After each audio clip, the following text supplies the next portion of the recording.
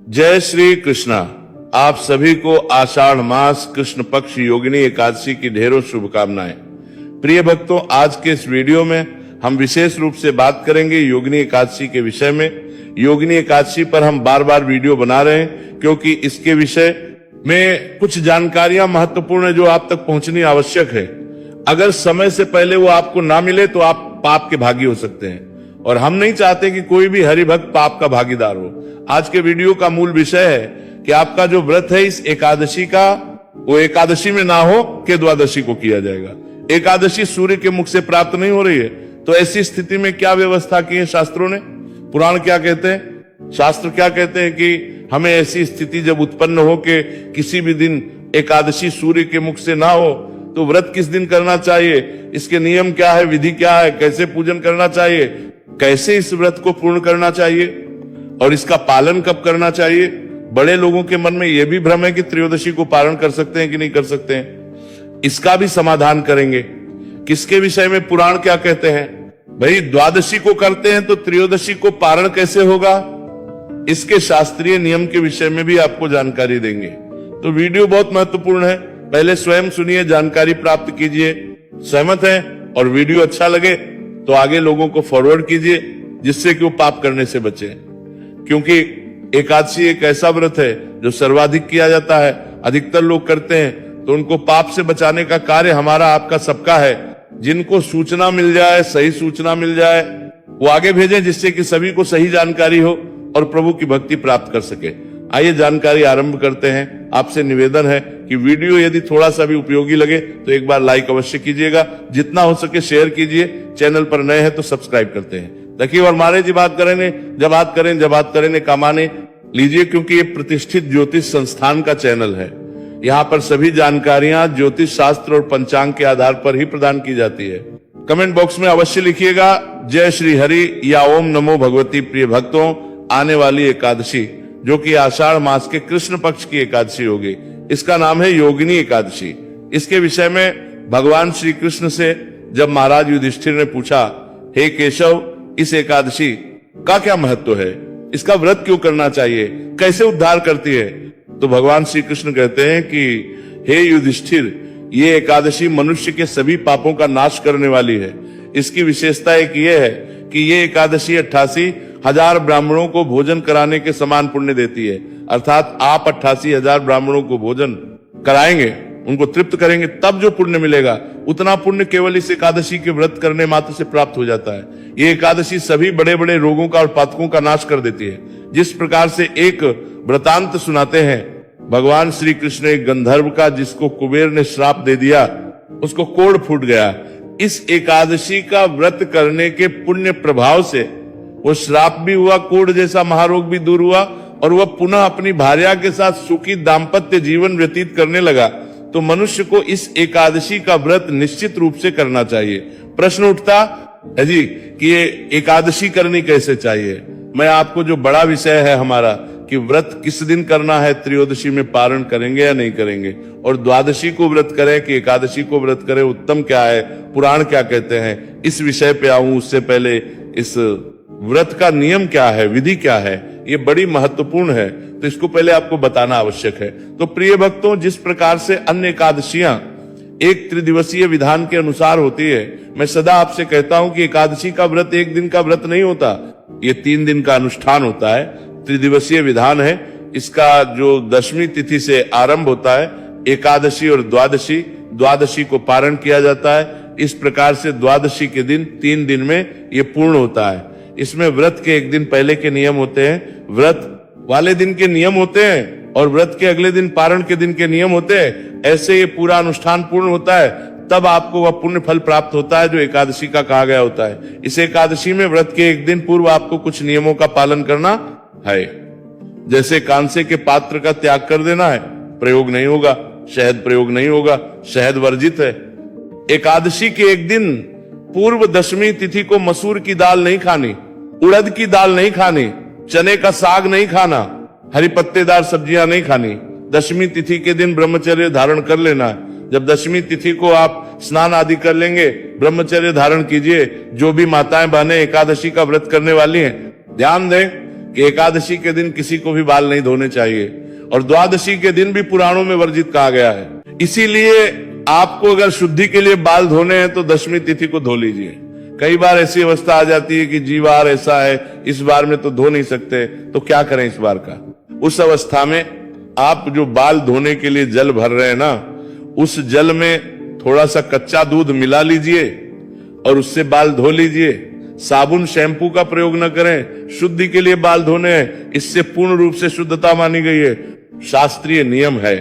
तो दशमी तिथि को नियमों का पालन करते हुए पूर्ण रूप से शुद्धता ग्रहण करें और ब्रह्मचर्य का पालन करें। एकादशी के दिन सूर्योदय से पहले उठ जाएं, सुबह में उठने के बाद स्नान आदि कीजिए, स्वच्छ वस्त्र धारण कीजिए, प्रेम प्रातःकाल का जो एकादशी का स्नान होगा उसको कल्याणकारी बनाइए, क्योंकि ये बड़ा दिन होता है। इस दिन के स्नान की महिमा भी होती है, इस दिन के स्नान का पुण्य भी होता है, केवल व्रत का पुण्य नहीं होता।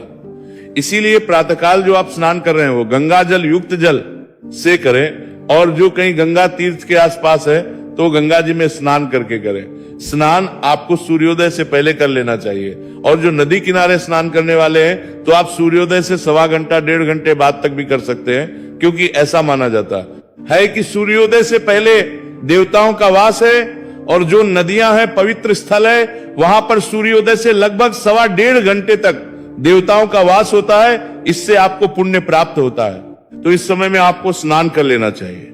स्नान आदि करके स्वच्छ वस्त्र धारण कीजिए, भगवान सूर्य देव को जल अवश्य दीजिए। सूर्य को जल देने के अतिरिक्त तुलसी माता की पूजा अवश्य कीजिए। एकादशी का दिन है, कभी रविवार ही एकादशी पड़े तो अलग बात है, ब्राह्मण होने की बात सूर्य करके माना चुका है, उस पे नहीं की जाती। अन्यथा एकादशी के दिन तुलसी पूजन आपको करना चाहिए, सर्वथा उचित है, पर तुलसी पत्र नहीं तोड़ना चाहिए, तुलसी का पत्ता नहीं तोड़ना चाहिए। कुछ लोग यहाँ पे बार बार प्रश्न करते हैं, पंडित जी हमने सुना है एकादशी के दिन तुलसी माता का भी व्रत होता है, उनको जल नहीं देना है। ये अनुचित है, मनगढ़ंत बना दिया है लोगों ने, पुराणों में ऐसा कोई विवरण नहीं मिलता। लोग तो यहां तक ये भी कहते हैं कि रविवार के दिन तुलसी में जल नहीं देना चाहिए, क्योंकि तुलसी माता का व्रत होता है। अरे भाई ऐसा कुछ भी नहीं है, रविवार को जल नहीं देना चाहिए। उसका कारण भी यही है कि तुलसी पत्र तोड़ना अपराध है। तो जब हम जलादि देते हैं, तुलसी का पौधा कई बार हिल जाता है, हमसे पत्ते टूट जाते हैं, इसीलिए नियम बना दिया गया है कि रविवार को आप जल ना दें। पर गर्मी का समय है, अगर किसी की तुलसी सूख रही है तो आप जल दे सकते हैं, पर इसका ध्यान कि तुलसी पत्र आदि ना टूटे। तो एकादशी के दिन तुलसी पूजन कीजिए, तुलसी को जल आदि दीजिए, और उसके बाद आप एकादशी का संकल्प करते हुए व्रत पूजन करेंगे। यहाँ पे संकल्प कैसे करना है इसके विषय में जानकारी दूंगा, और व्रत पूजन कैसे करना है इसके विषय में संक्षिप्त में बताऊंगा, और फिर हम मूल विषय पर आएंगे कि व्रत कब करना है, द्वादशी में करें कि एकादशी में करें, और पारण त्रयोदशी में कर सकते हैं या नहीं कर सकते। पारण कब होगा? तो प्रिय भक्तों, जो भी आपके घर में पूजा स्थल है जहां बैठ के आप पूजन करते हैं, अगर मंदिर में आपने भगवान विराजमान कर रखे हैं, भगवान नारायण की कोई तस्वीर प्रतिमा है, तो वहीं पे आप पूजन कर सकते हैं। कई बार मंदिर ऊपर लगा रखा होता है, दीवार में कहीं बना रखा होता है, तो वहां बैठ के पूजन करना संभव नहीं होता। तो एकादशी पे उत्तम है आप चौकी लगा के और फिर भगवान का पूजन करें आराम से बैठ के। आपके पास सामान के रूप में, सामग्री के रूप में एक चौकी होनी चाहिए, चौकी पे बिछाने के लिए पीला वस्त्र होना चाहिए, भगवान नारायण की कोई तस्वीर, प्रतिमा, चित्र जो आपके पास उपलब्ध हो वो लीजिए। पूजा सामग्री के रूप में रोली, मौली, पान, सुपारी, पान के 2 पत्ते की आवश्यकता होगी एकादशी के पूजन में, और एक पारण के दिन पूजन में 2 चाहिएंगी, दोनों दिन एक एक प्रयोग होंगी। इसके अलावा लौंग, इलायची 4-4 होनी चाहिए। 2 एक दिन धूप, दीप, इत्र, जनेऊ, भोग, प्रसाद के रूप में आप फल अर्पित कर सकते हैं। थतू फल जो चल रहा है, या इसके अतिरिक्त आपको मिठाई अर्पित कर सकते हैं। मिश्री, बतासा जो आपके पास हो ले लीजिएगा। ये सारी सामग्री एकत्र कीजिए, सामग्री एकत्र करके आसन लगा के, और जो आपके यहाँ पूजा स्थल है वहां पे पूर्व दिशा की ओर या उत्तर दिशा की ओर मुख करके बैठ जाइए। एक लोटा लीजिए, का तांबे के लोटे को अच्छे से मांझ के पहले उसमें थोड़ा गंगा जल भरिए, फिर शुद्ध जल भरिए, और जो स्थान है जहां बैठ के पूजन करना है उस स्थान को शुद्ध करिए, और जो सामग्री आप लाए उसका भी पवित्रीकरण कीजिए, क्योंकि सामग्री आप तक पहुंचने से पहले बहुत लोगों ने छुई होगी और भगवान को अर्पित करने से पहले उसे शुद्ध किया जाना चाहिए। आप जल छींटे दीजिए, हम मंत्र पढ़ते हैं और शुद्धकरण करते हैं। ओम अपवित्र पवित्रो व सर्वावस्थांगतोपि वा यह स्मरेत पुंडरीकाक्षम सबायाभ्यंतर शुचिया।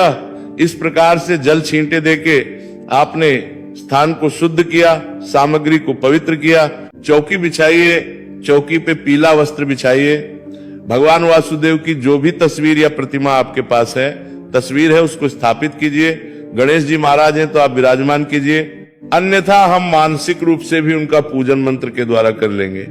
भगवान को जो स्थापित किया है उनके सामने एक दीपक रखिए, घी का दिया रखेंगे सीधे हाथ की ओर और उसकी विपरीत दिशा में धूप को स्थापित कीजिए।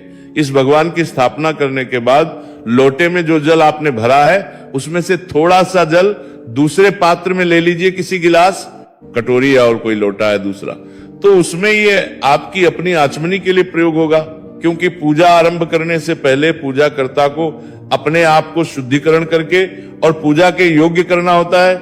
जो आपने अलग से जल लिया है, इसमें से 1 चम्मच जल हाथ पे लीजिए, हाथ धो लीजिए। हाथ धोने के बाद 1-1 चम्मच जल अपने सीधे हाथ पे लीजिएगा और 1-1 मंत्र पर पी लीजिएगा। 3 मंत्र पर 1-1 चम्मच करके 3 चम्मच जल पीना है। ओम माधवाय नमः जल लीजिए, पी जाइए। ओम केशवाय नमः जल लीजिए, पी जाइए। ओम नारायणाय नमः जल लीजिए, पी जाइए। ओम हर्षिकेशाय नमः हाथ धो लीजिए, अपने आप को मौली बांधिए, तिलक कीजिए। अब हम भगवान का व्रत पूजन आरंभ करेंगे। उसमें सबसे पहले संकल्प किया जाता है और धूप दीप को प्रज्वलित किया जाता है। तो धूप दीप को प्रज्वलित कीजिए। हम मंत्र पढ़ते हैं, शुभम करोति कल्याणम आरोग्यम धन संपदा शत्रु बुद्धि विनाशाय दीप ज्योतिर्नमोम सस्तुते। धूप दीप को प्रज्वलित कीजिए। धूप दीप जलाने के बाद संकल्प करेंगे। संकल्प करने के लिए अपने सीधे हाथ पे जल लीजिए, पुष्प लीजिए। 1 रुपए का सिक्का दक्षिणा के रूप में कम से कम रखिए, अधिक जो भी रखना चाहे रख सकते हैं। 3 बार बोलिए ओम श्री विष्णु, ओम श्री विष्णु, ओम श्री विष्णु। अपना नाम, अपना गोत्र, जिस स्थान पर बैठकर संकल्प कर रहे हैं वहां का मकान नंबर, क्षेत्र का नाम, शहर का नाम, आषाढ़ मास से कृष्ण पक्षी एकादशी, पुण्यतिथि, आयु आरोग्यता एकादशी, और यह संकल्प भगवान के चरणों में अर्पित कर दीजिए। इस प्रकार से संकल्प करने के बाद अब हम भगवान का व्रत पूजन आरंभ करेंगे। व्रत पूजन जो करेंगे तो उसमें सबसे पहले भगवान गणेश का ध्यान करेंगे। हाथ में पुष्प और भगवान गणेश का ध्यान कीजिए। गजाननम भूतगणादि सेवितम कपित्थ जम्बू फलसार भक्षितम उमासुतम शोक विनाश कारणम नमामि विघ्नेश्वर पाद पंकजम। बोलिए गणेश जी महाराज की जय। हे गणेश जी महाराज, हे प्रथम पूज्य, आज का हम ये पूजन आरंभ कर रहे हैं। इसमें सबसे पहले हम आपकी स्तुति करते हैं, आपका पूजन करते हैं। आप ये पुष्प स्वीकार करें, पूजा स्वीकार करें। वो पुष्प गणेश जी महाराज के नाम से अर्पित कीजिए। अब आप हाथ में पुष्प लीजिए, भगवान नारायण का ध्यान कीजिए।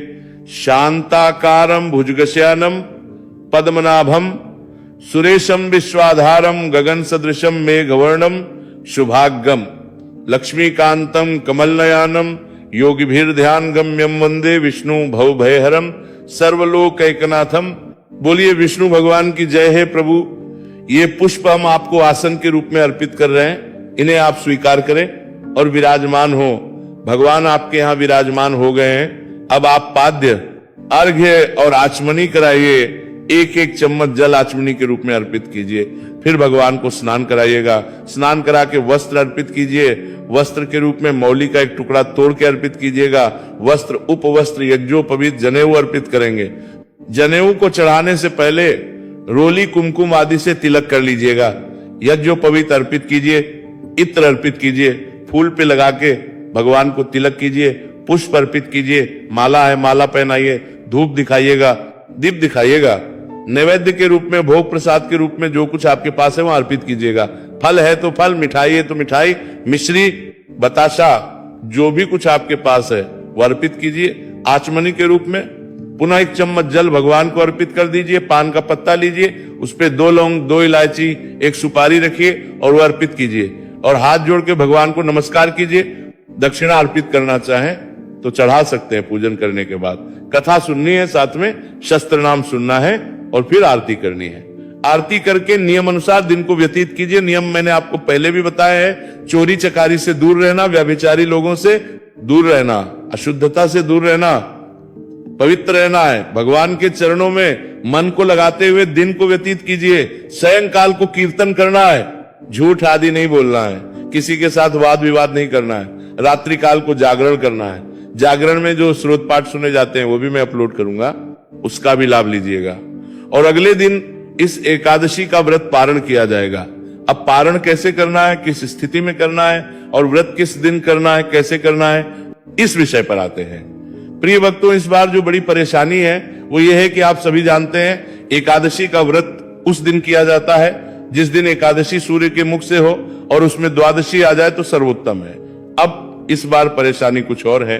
एकादशी तिथि की शुरुआत हो रही है 10 जुलाई को सुबह में 8:16 पर और सूर्योदय पहले ही हो चुका होगा, लगभग 2.5 घंटे पहले। अर्थात सूर्य का उदय दशमी तिथि में है और एकादशी समाप्त होगी।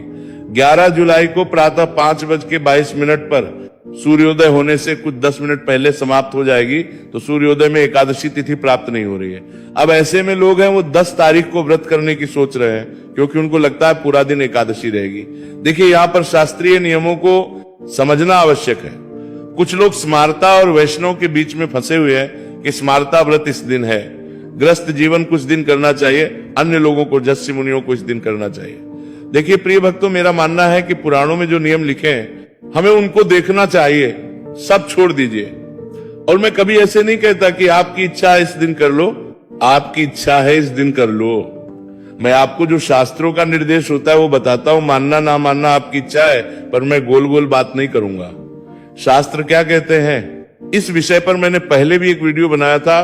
करीब 5 से 6 पुराण हैं जिनमें इस एकादशी के विषय में वर्णन आता है, वहां से मैं जानकारी लाया था। सभी क्या कहते हैं कि हमें एकादशी का व्रत कब करना चाहिए।